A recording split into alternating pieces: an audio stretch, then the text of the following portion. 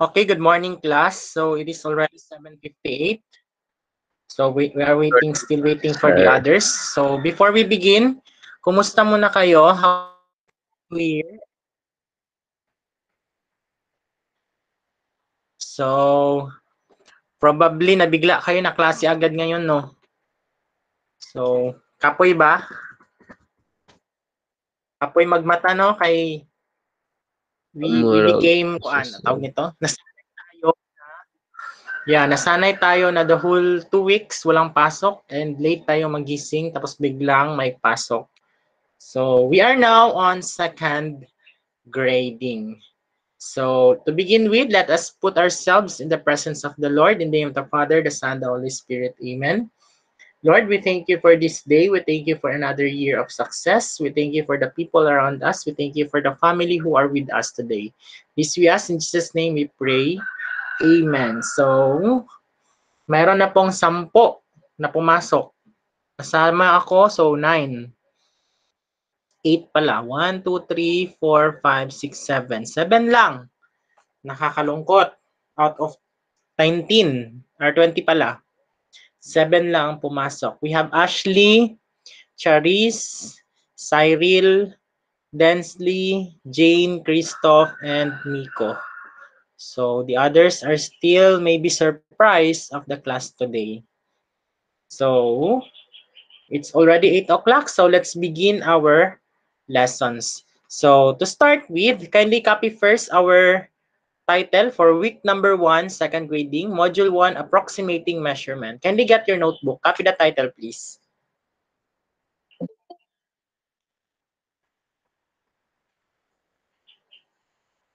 Just type done if you're done. Kung nakopy nyo na ang ating title pala ng lesson for this week.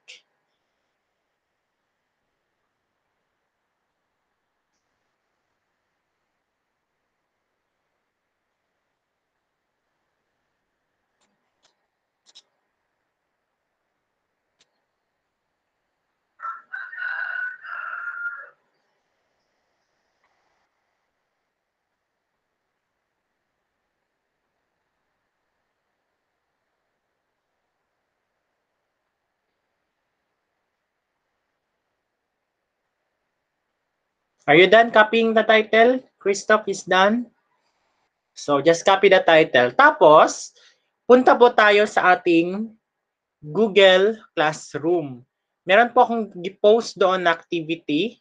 Module 1, Approximating Measurement, What I Know. So, pre-test po yan siya. So, itong lesson na po ito, itong activity na ito includes an activity that aims to check what are the things you already know. So, you are given 10 minutes for that. As you could see on the top right portion of your screen, merong module 1, Approximating Measurement, yung may games. Yan po yung first activity natin. So, i-open nyo yung Google Classroom ninyo, tapos i-click ang Module 1, Week 1, Day 1, What I Know game. So, ito po. Kung makita po niyo sa inyong screen, i-click lang yan para maglabas yung ganito. Okay, you are given 10 minutes for that. Okay lang po na mali. Huwag lang magpinataka. So, are you ready? Are you ready? You type yes if you are ready. Yes, sir.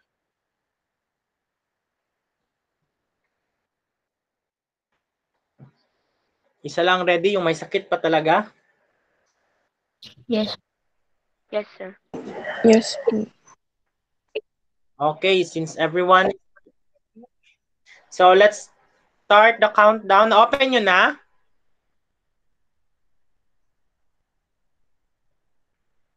Ano, sir? Open nyo na, class. Okay, start na tayo. You are given 10 minutes. Okay, the time is clicking. Tapos, if you're done, you type the word done.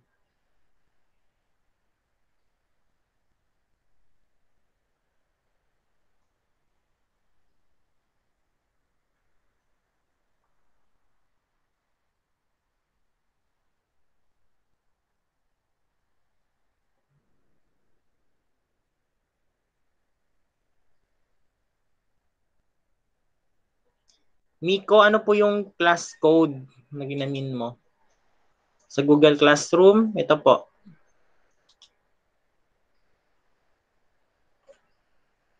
Yung J6XYF75.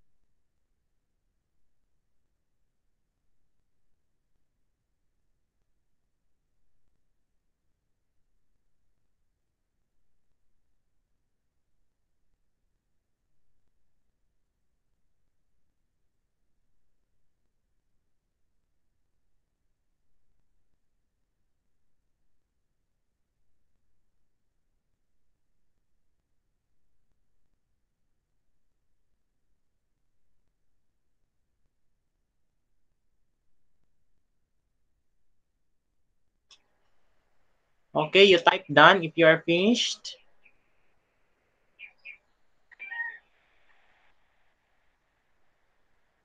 Tapos, kung na-checkan na siya, automatic po yan mag-check. You type your score na lang din sa chat box so that I could see.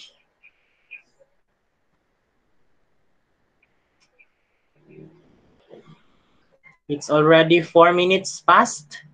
So you have at most 5 minutes left.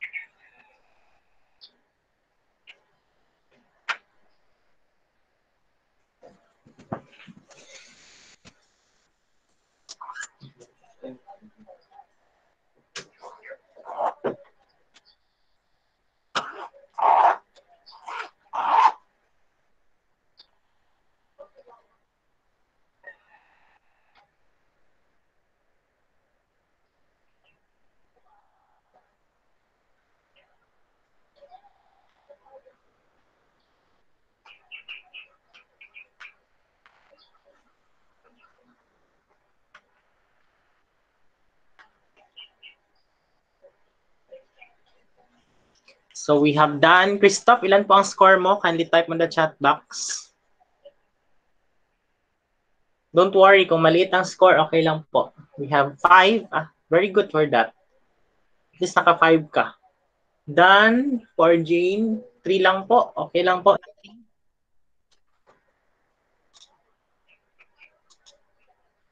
Okay, Red. Since you are late, kindly open the Google Classroom. Meron pong activity doon. Ang title po ng activity is Games, Module 1, Approximating Measurement, What I Know. So, paki-open lang po, Red. So, you have 3 minutes, Red, para sagutan.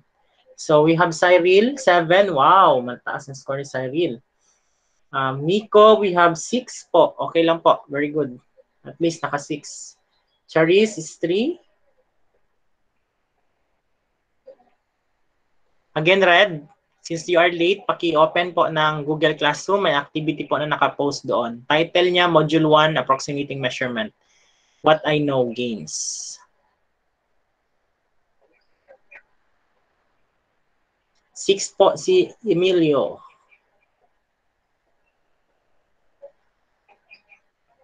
So we have 2 minutes left.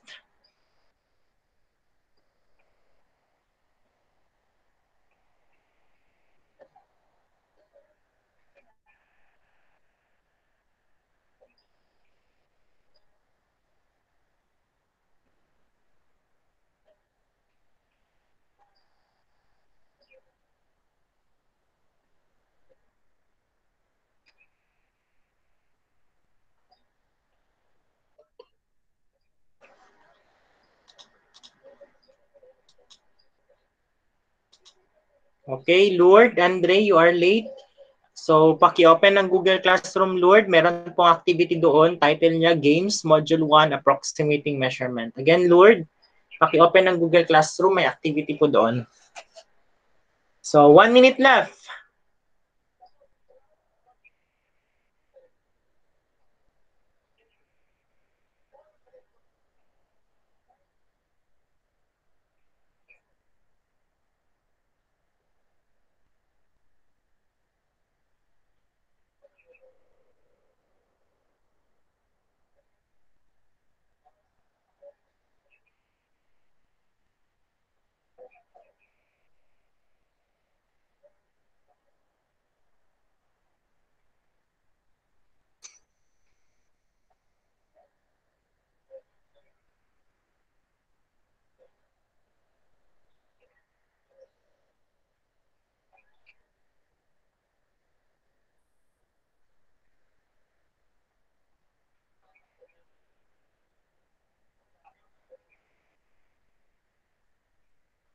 Okay, 10, 9, 8, 7, 6, 5, 4, 3, 2, and 1. Okay, so yung mga scores po ninyo, okay lang po na mababa as long as pagdating natin sa assessment, yung quiz na natin, mataas na yung score nyo.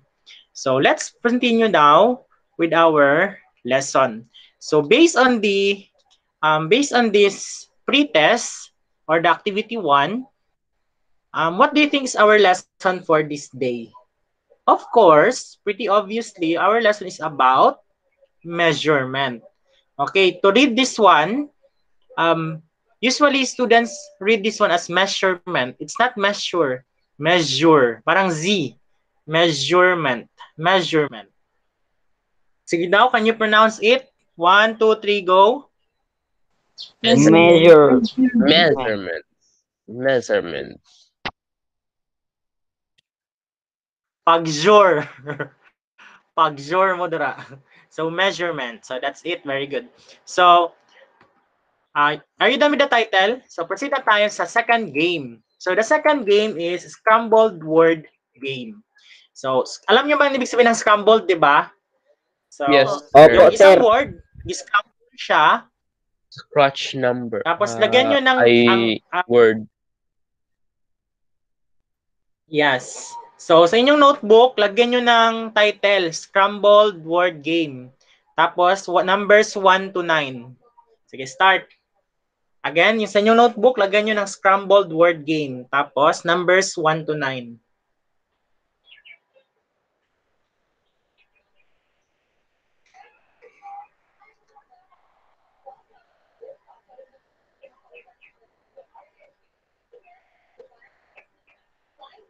Okay, Dan? So, ganito po ang process natin. Una-una, babasahin ko yung clue. Tapos, sa taas nun, merong word na naka-scrambled. Hulaan nyo kung ano yun siya, based sa clue at saka sa scrambled letters. Tapos, isulat nyo yung sagot nyo sa inyong notebook na pinasabi ko. Okay, let's begin. Ready na? Opo. Opo. Okay, let's have this first second game. So, this is the word. So, it means to give a particular number to a particular characteristic of a person, an object, or a concept. When measurements are made, they are expressed quantitatively as numbers. 30 seconds. What is that word?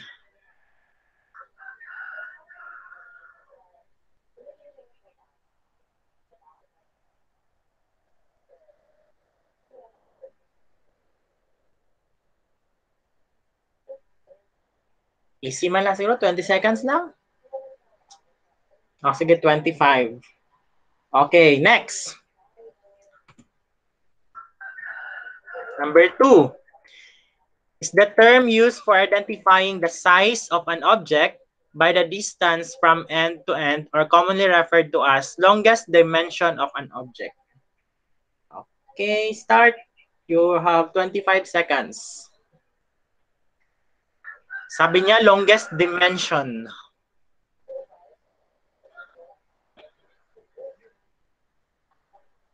It is used to identify the size. Nahulaan nyo? Tahimik lang muna kung nahulaan nyo na. Sir. 2, 1, yes po. Huwag mo sabihin ng answer, ha? Okay, next. Number 3. It refers to the amount of matter an object has while. It refers to amount of matter. Amount. Ibig sabihin po ng amount of matter, yung bigat. Yung bigat daw, yung bigat. Ano daw yan siya? Amount of matter is bigat.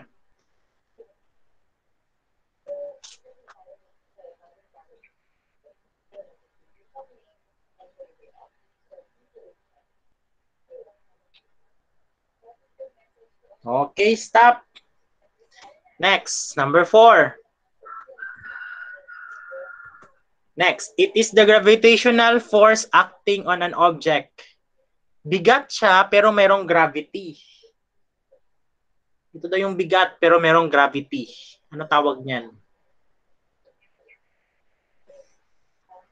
Tik-tok, tik-tok, tik-tok, tik-tok, tik-tok.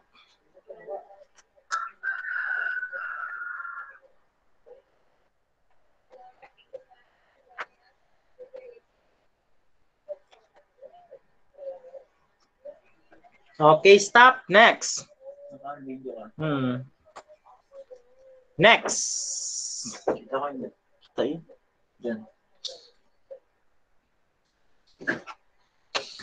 Okay, next. It is the amount of space an object occupies in a container. It is considered to be the capacity of the container. Container. Okay, start.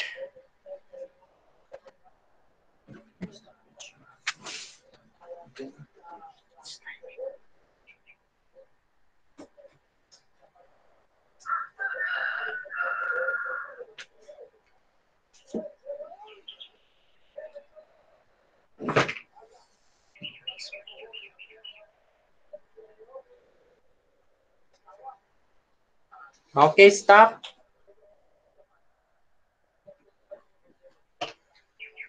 Next. It is the ongoing and continuous sequence of events taking place in succession from past to the present to the future. Okay, start. Stop. Start. Sequence of events. Anong tawag nun sa sequence of events ng past, present, and future?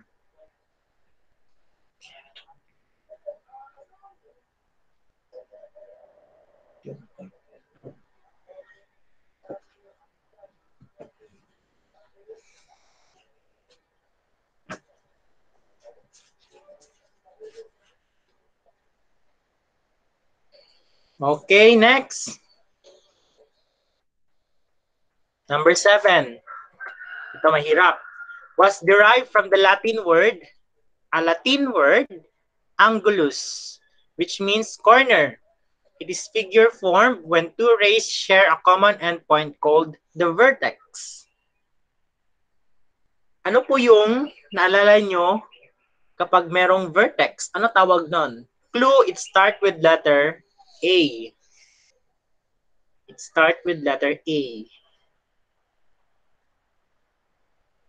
Start.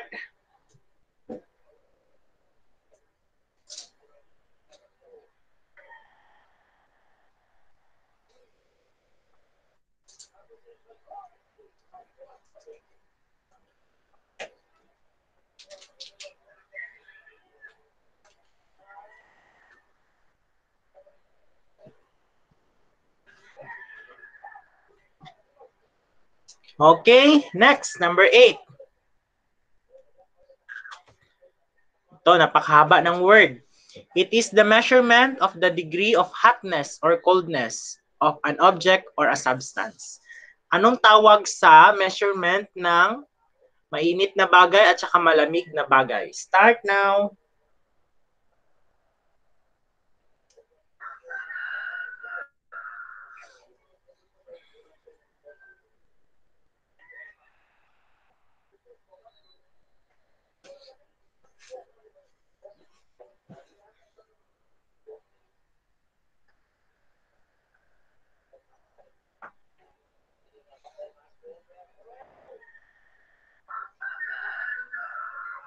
Okay, stop. So next, last number. It is the ratio between two related quantities in different units. The first letter is R. The first letter is R. It is the ratio between two related quantities in different units. The first letter is R. Okay, start.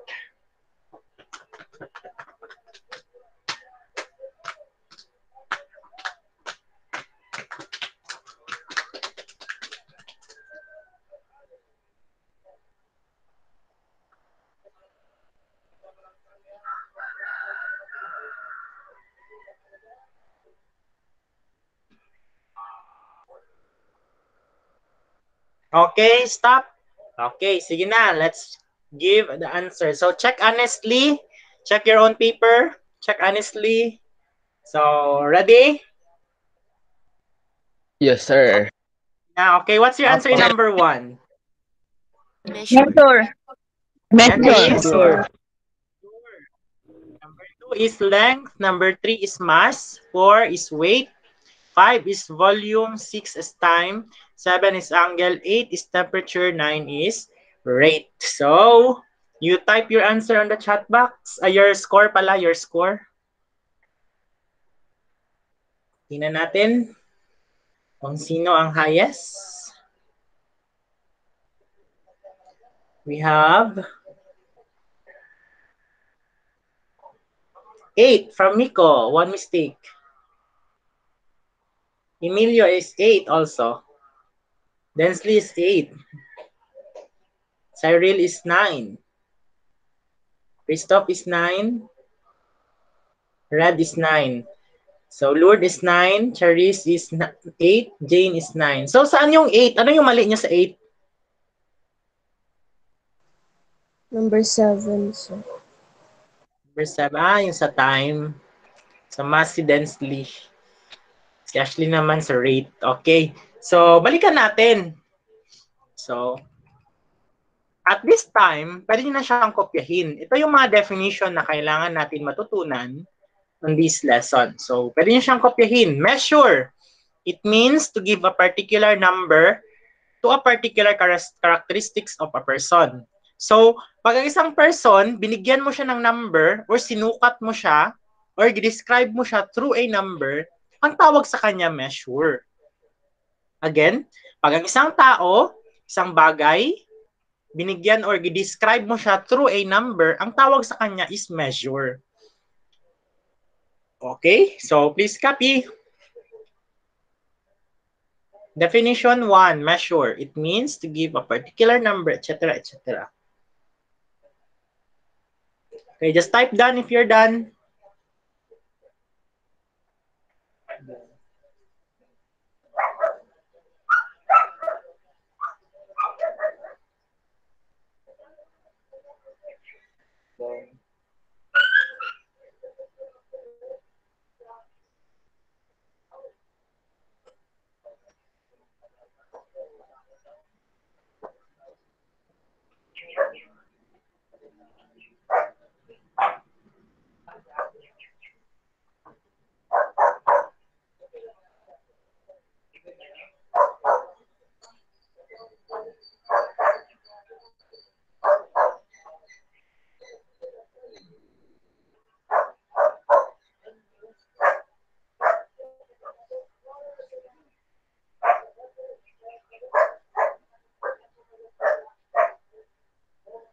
Are you done? Not, sir.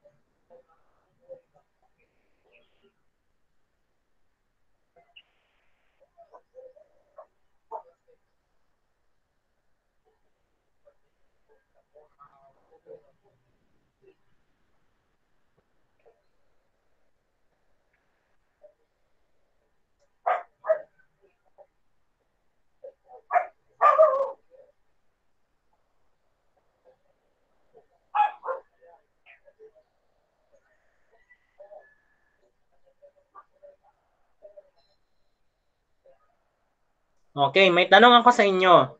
Lahat ba ng measurement in number siya na format? Or naka-number ba lahat ng measure? Yes or no? Yes. Yes nga ba? Lahat ba ng measure naka-number? Yes or no? Yes nga ba? Yes. Yes. It's true, yes po. Tulad ng time, 3 o'clock. Oh, that's a number. Height mo, 5'7", or 7 feet. That's a number. Edad mo, 21. That's a number. Kahit i-inward mo siya, number pa din siya. Ganun po. Yung mga example po nun. Next, number 2, the length. Length. Again, length. It is the term used for identifying the size of an object by the distance from end to end, or commonly referred to as the longest dimension of an object. Length po ang pinaka-longest dimension sa isang object. Length. Tatlo po yan siya, length, width, at saka height. Yung length po ang pinaka-longest dimension sa object. Okay, copy.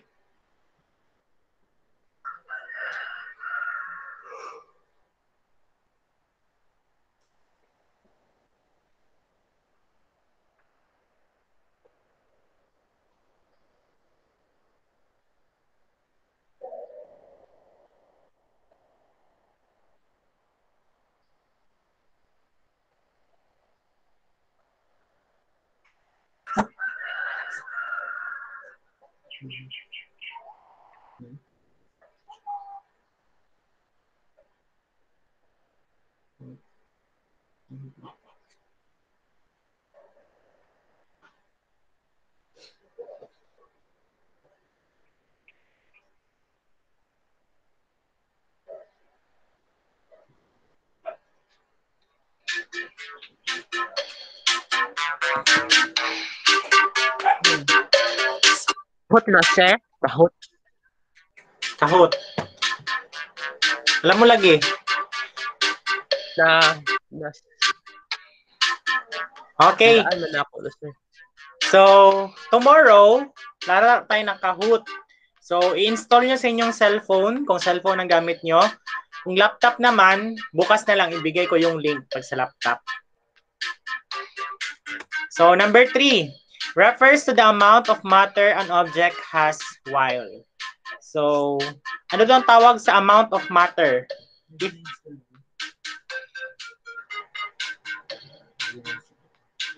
So, if you're talking about the amount of matter or the weight, yung amount of matter is kabugat or kabigat ng isang bagay. Hindi gina-consider dito ang gravity. So, mass po ang tawag niyan. Okay?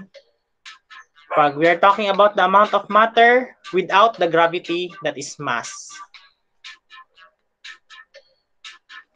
Okay, I think you're done for this, number 3. Next, number 4. Are you done? Wala pa, sir. Okay.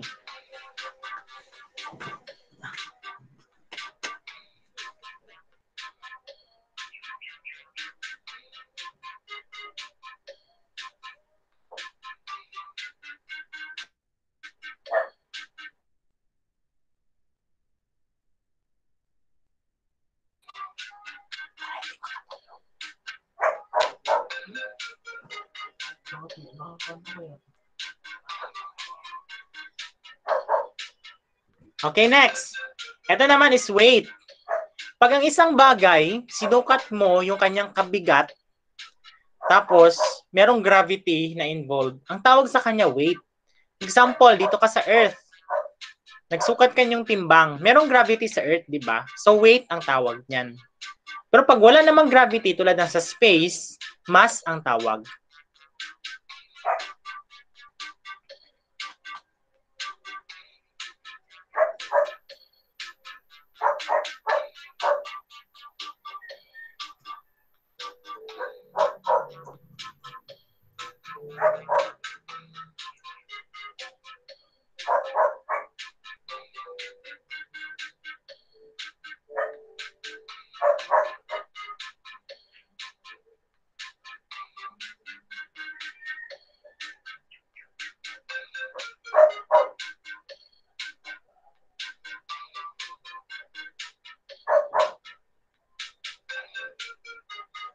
Okay, number 5.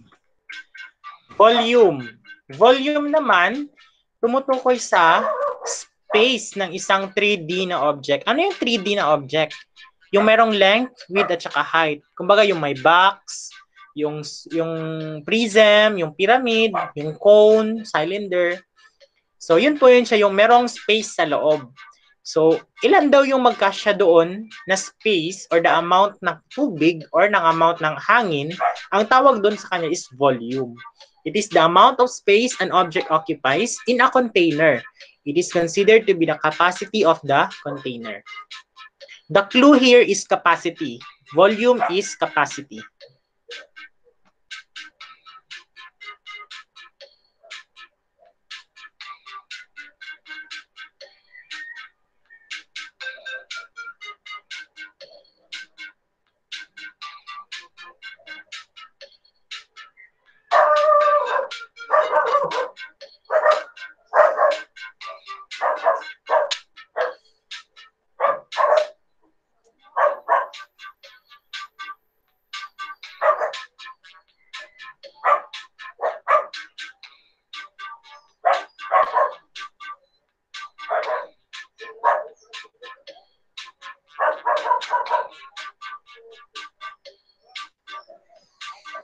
Okay, next.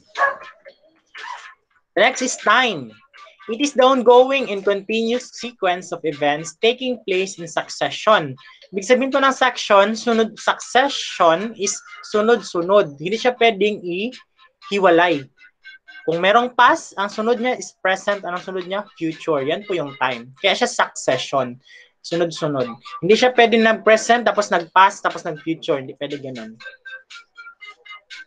Kumbaga sa date pa, ngayon January 4 ngayon, bukas January 5, sunog January 6. Hindi pwede na January 1, tapos nag-December 31 agad. Hindi pwedeng ganun.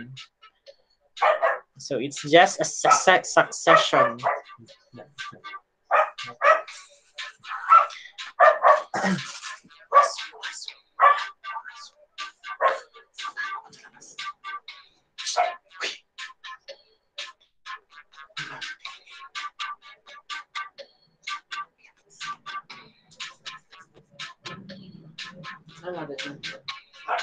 Okay, next. Number 7. Are you done? Wala pa, sir. Okay.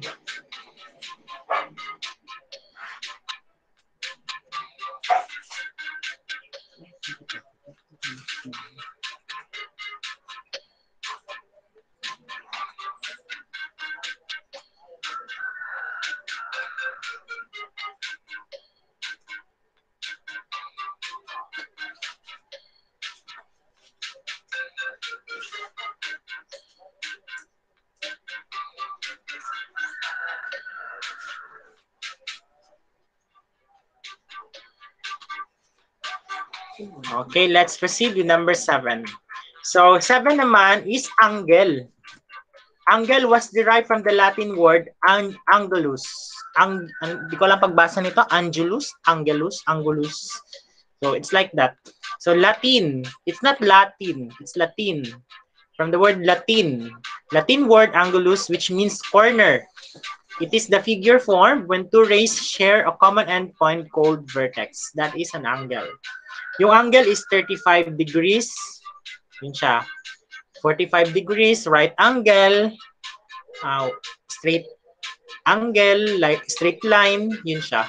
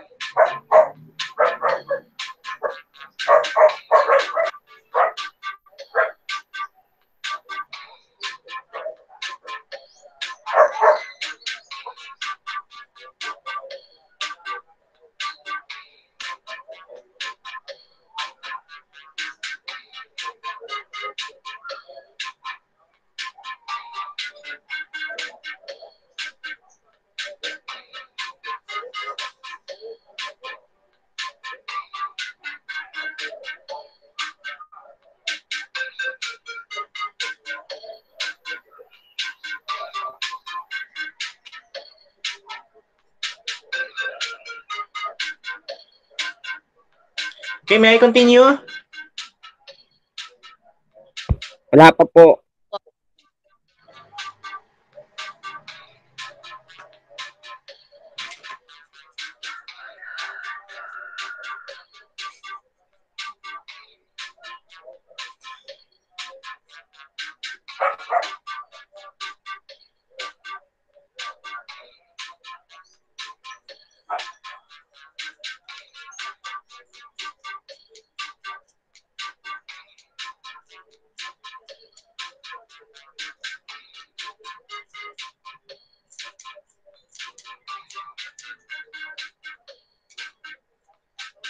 Okay, number 8.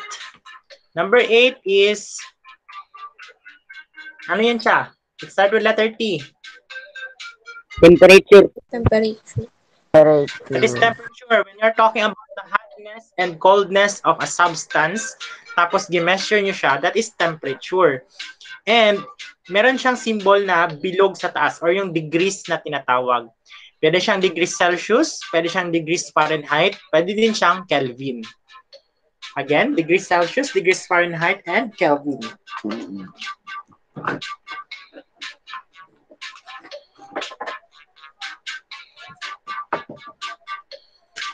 Degrees Celsius, degrees Fahrenheit, and Kelvin. Oops. Degrees Celsius, degrees Fahrenheit, and Kelvin. This is Kelvin. Kelvin.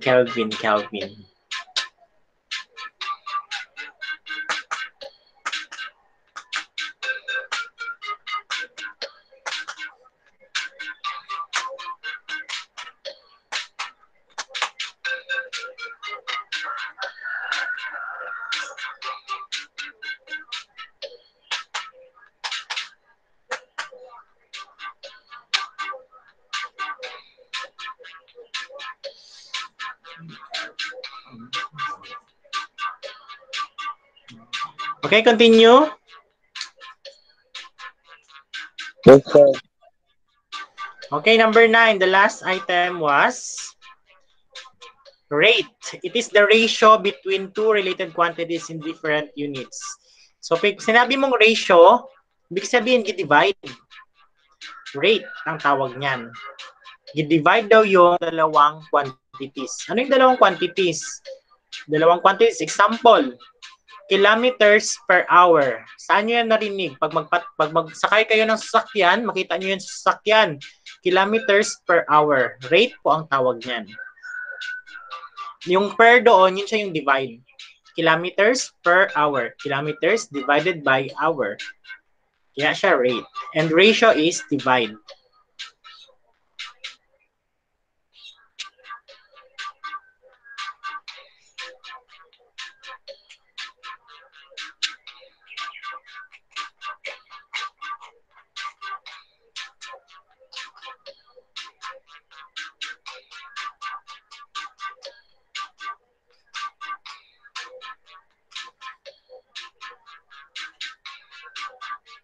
Okay, Dan? Opo. Okay, let's proceed now to the next activity. So, before that one, I would like to introduce first this palm handspan forearm length. So, i-introduce ko muna kung ano yan siya. Yung palm, with the width of one's hand excluding the thumb. So, yung buong kamay mo, galing dito sa dulo, makita nyo man sa video, di ba? Hanggang dito sa middle finger. So, that is one palm. Palm. Silent L po pala. Hindi pala palm. Palm. Silent L. So, yan po yun siya. Galing dito sa yung dulo ng inyong kamay, papunta dito. That's palm. Okay? Next, handspan. The distance from the tip of the thumb. Tip daw ng thumb. Ito yung thumb. Tip, dulo. Tip is dulo. To the little finger of one's hand with fingers spread apart. Ito naman yung isa. So, isa siyang dangkal. Dulo ng thumb, saka dulo ng dito. So, kung makita niyo sa video, yung may mukha ko, that is, para kayong nag-symbol ng Y. That is one handspan or dangkal in Tagalog.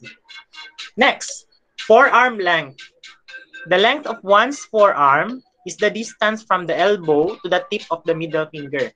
So, ito yung middle finger, papunta sa siko or elbow. Ito po. So, yan po yung forearm length. Kung makita niyo sa video, yung may mukha ko, galing sa siko, papunta sa middle finger. Okay, alam niyo na?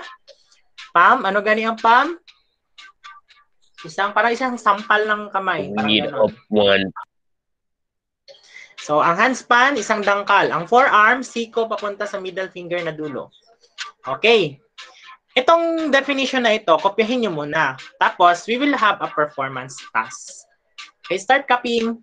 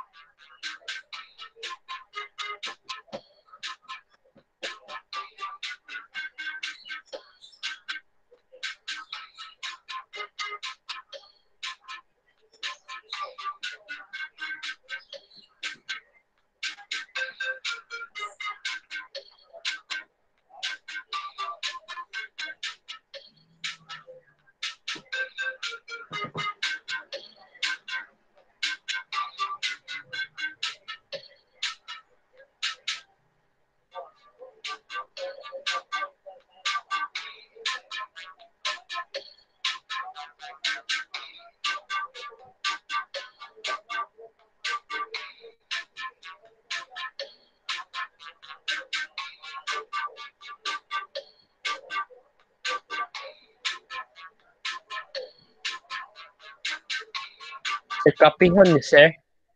Yes po, kopyahin.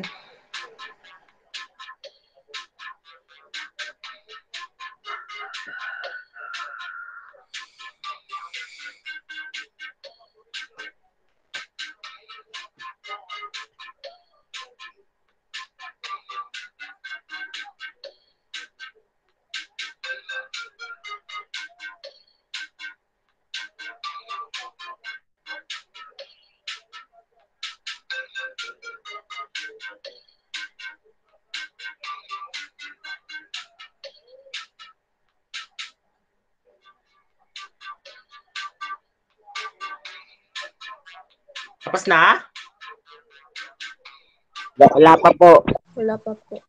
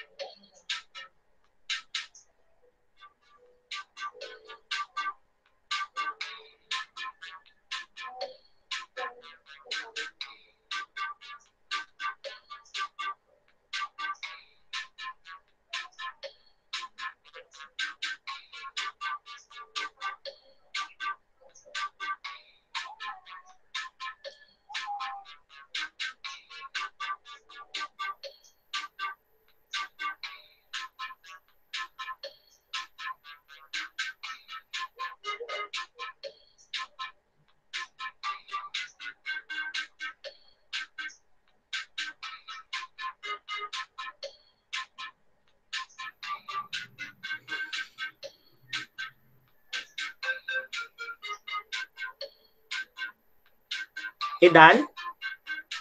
Wala pa po.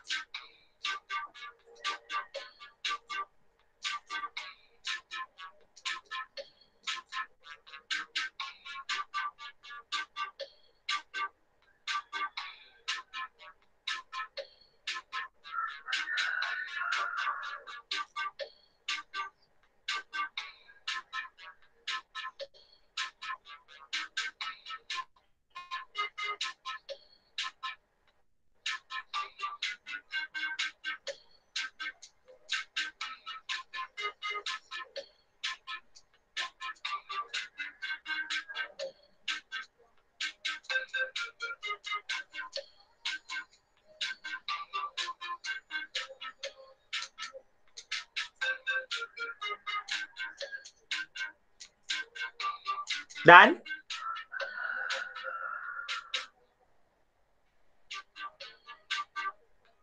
So I think you are done with the palm, handspan, and forearm.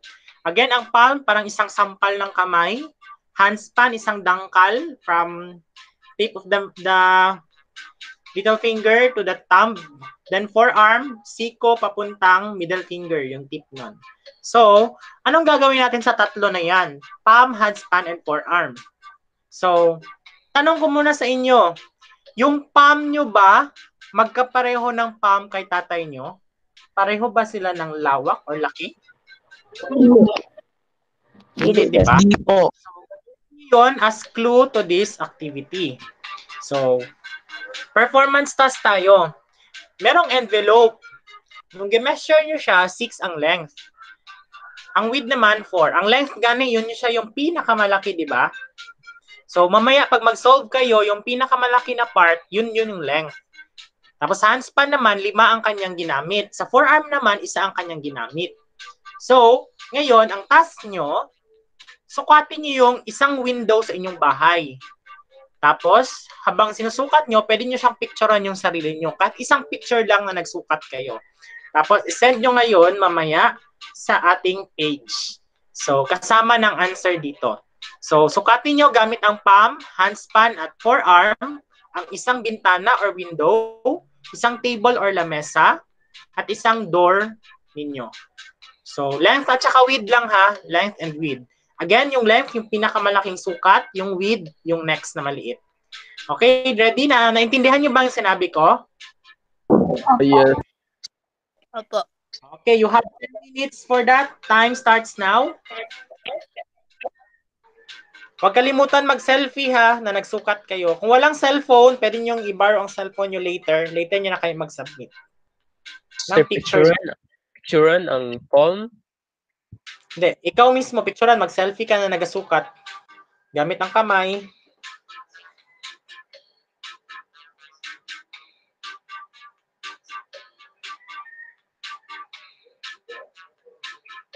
So, 10 minutes for that.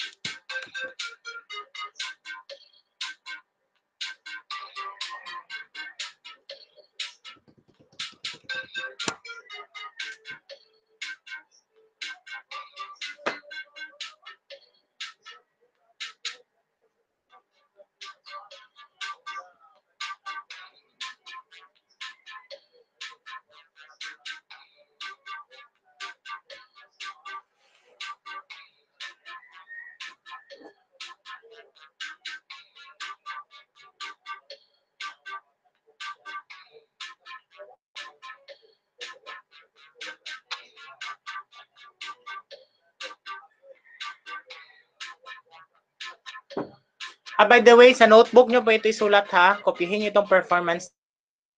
Palm, handspan, forearm, window, table, door, length, width.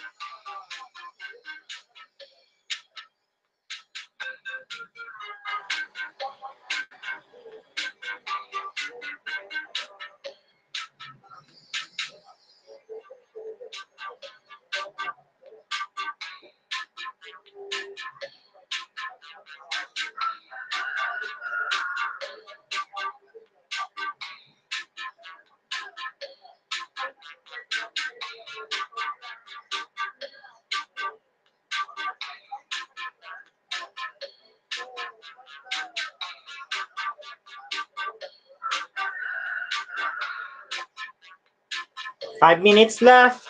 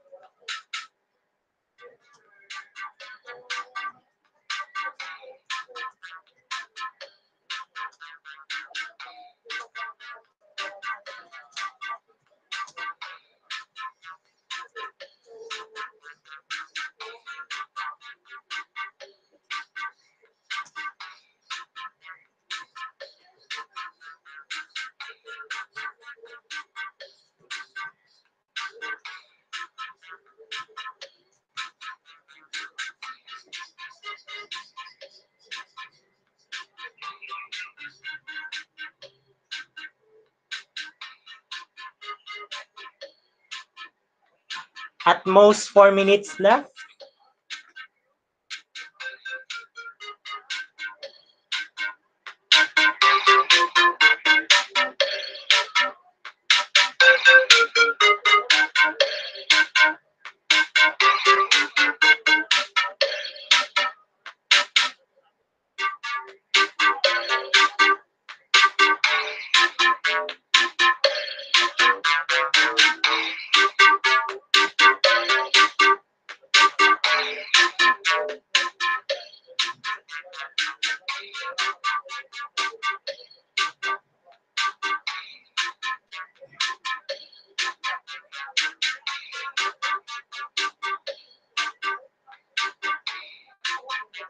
Three minutes more.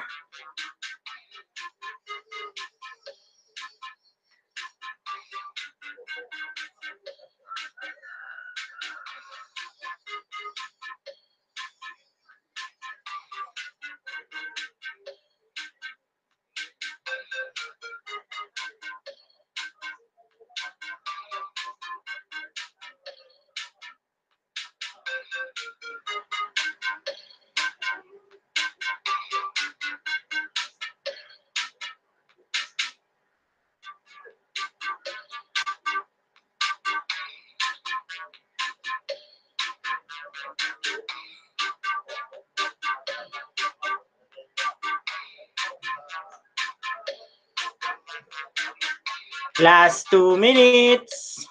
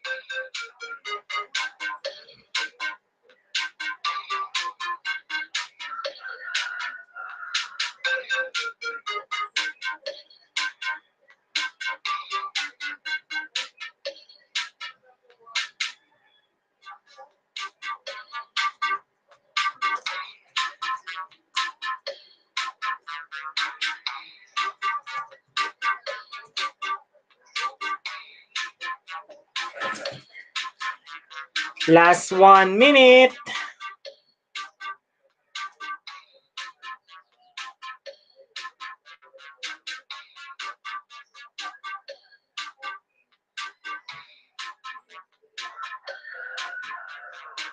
Okay, for the rest of 1 minute, please send your output by picturing your notebook for the performance task. Yung sagot nyo lang po, picturean.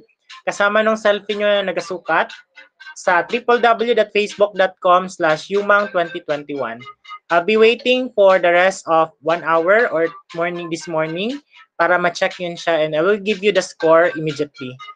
So, start sending now. So, ang mathematics po, daily na po dahil po meron po tayong kinandak na research. So, daily na po tayo. Math lang po ang daily. Bukas, math din po tayo online and the rest of the days. Hanggang second grading lang ito ha, ang daily na math. Third grading is back to normal. So that's end our lesson. So send your output now. Huwag po mapahapon-hapon para ma-checkan ko agad. Now po is send. So thank you. Goodbye everyone. Bye, sir. Salamat. Bye, sir. Po. Bye, sir.